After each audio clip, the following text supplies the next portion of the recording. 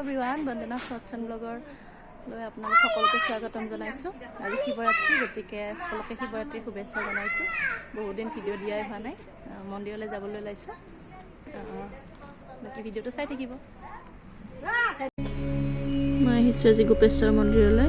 ইয়াতে শিৱৰাত্ৰি অনুষ্ঠান কৰা হয়। চাওক মন্দিৰৰ পৰিৱেশ। মানুহ এতিয়া অলপ কমিছে। ৰাতিপুৱাৰ ভাগতে বহুত মানুহ হয়। মই আবেলি আহিছোঁ।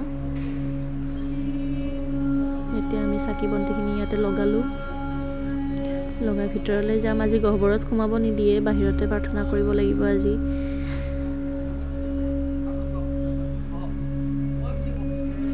ইয়াতে চাওক,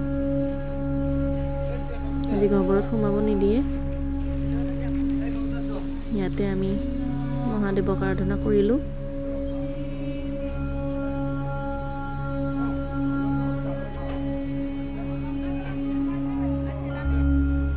আৰু এয়া মন্দিৰৰ বাহিৰত আমি এতিয়া বহিছোঁহি।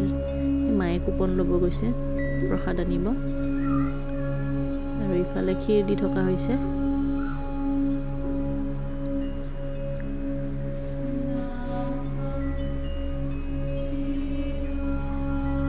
এতিয়া আমি পূজা কৰিলোঁ। এতিয়া ঘৰলৈ যাম।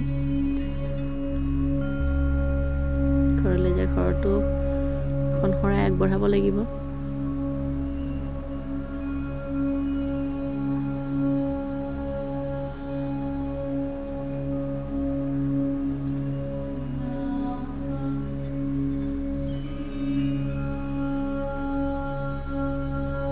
গধূলীয়া মহাদেৱৰ ওচৰত শৰাই আগবঢ়াইছোঁ।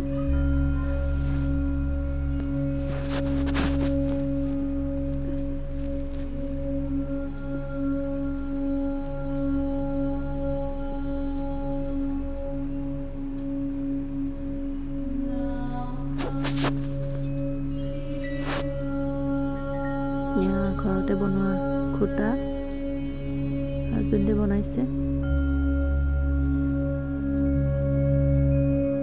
ইফালে বনাইছোঁ কেঁচা লাড়ু আৰু প্ৰসাদ।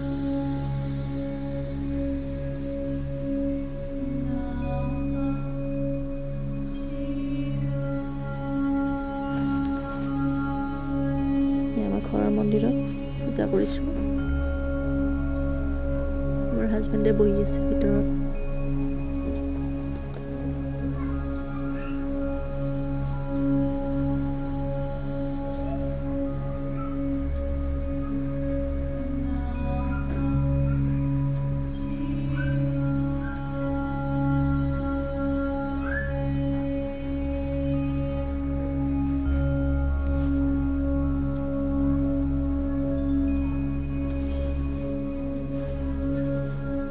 পূজা কৰি আকৌ মন্দিৰলৈ আহিলোঁ। যিহেতু হাজবেণ্ডে দিনৰ ভাগত অহা নাছিলে, তেখেতৰ লগত আহিলোঁ।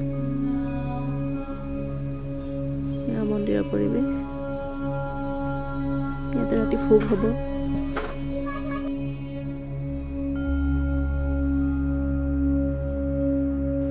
আৰু এতিয়া ঘৰত আহি প্ৰসাদ লৈছোঁ খাবলৈ। মন্দিৰৰ পৰা আহিলোঁ আৰু এয়া খুটা ঘৰতে বনোৱা খাওঁ। বাকী ভিডিঅ'টো চাই কেনেকুৱা পালে জনাব। যদি ভাল লাগিল তেতিয়াহ'লে লাইক কৰিব, কমেণ্ট কৰিব। আৰু চেনেলটো যদি নতুনকৈ আহিছে প্লিজ চেনেলটো ছাবস্ক্ৰাইব কৰি দিবলৈ নাপাহৰিব। আজিলৈ আহিছোঁ, ধন্যবাদ।